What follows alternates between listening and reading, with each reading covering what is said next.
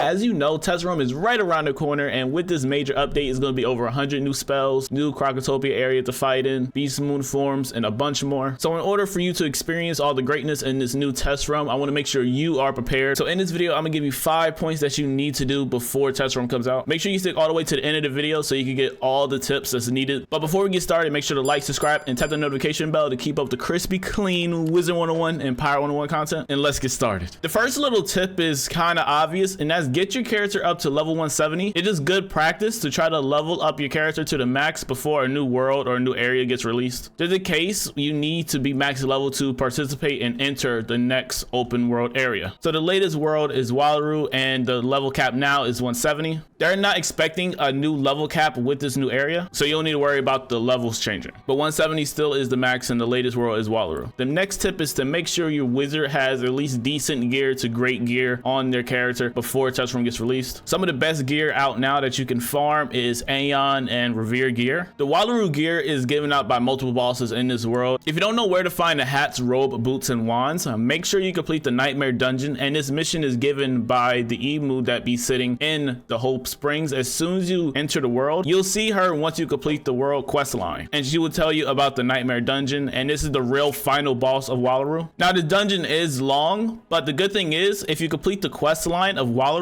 and do this dungeon at least once, you will be able to open up packs for this world. It's called the Wallaroo World Pack that you'll see in the crown shop after you complete those 2 things, because there are badge requirements to unlock this pack. It is $5.99. It is pricey, but the good thing about this pack is that you will get gear from all the dungeons. Obviously, it's random, so you don't know what schools you get, but you have the better chance of not having to farm. If you're looking for the ring, this is just given in Freddy's Domain, which is like the final boss of Wallaroo, when you're completing the main quest line and not the side quest line boss, which is the Nightmare Dungeon Malice. So you'll go here to get the rings. So when you complete Wallaroo, you will have access back to Novus in the sense of going on the Doom Moon. In the last final fight on the Doom Moon, called the Invading Fleet, that's where you will find the Thames. In the engineering fight, you'll find like this boss named Montgomery. He's the one that gives out the decks. For the next piece, which is the Amulet, you want to fight Crash the Bandicoot. He is a side boss, so he has a side quest that goes along with him. To get that quest, you'll have to come here in the resort area and talk to this lady. She's on the side of the building, so if you walk to like the left side from the entrance,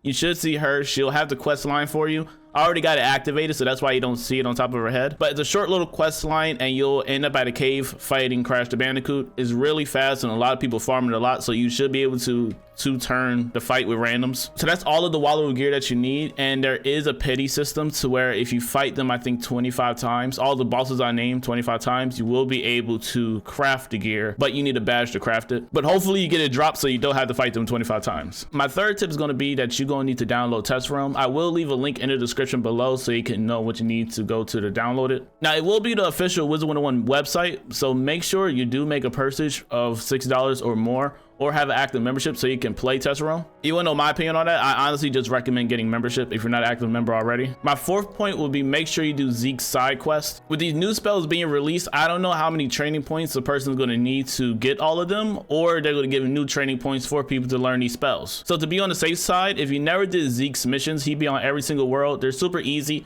There's tons of YouTube videos on how to find those items that Zeke is requesting for. And every time you do complete them, you do get a training point. And I think sometimes you give XP as well. So make sure you get those training points up. And my last bit of advice is to make sure you stay notified on when Test Room is going to be released. Now you can do this by following the Wizard101 Twitter account, or following myself and following the Discord. I'll leave in the description as well. I have a Wizard101 Discord server, so I'll be posting in there when Test Room goes on, and people in there also are questing and trying to get the characters up as well. So if you're trying to find a partner in doing this with, make sure you go to the Discord down in the description below, and also follow, because I will be posting a lot of news on Test Room. So make sure to keep an eye out on when Test Room is online. And that is all the advice I have before Test Room gets released. It should be released within the next week, but I appreciate if you watch all the way to the end of the video. Make sure you like, subscribe, and tap the notification bell to keep up with the crispy clean Wizard101 and Power101 content, and to stay up to date on Test Room. I hope you have a wonderful day, guys. Peace.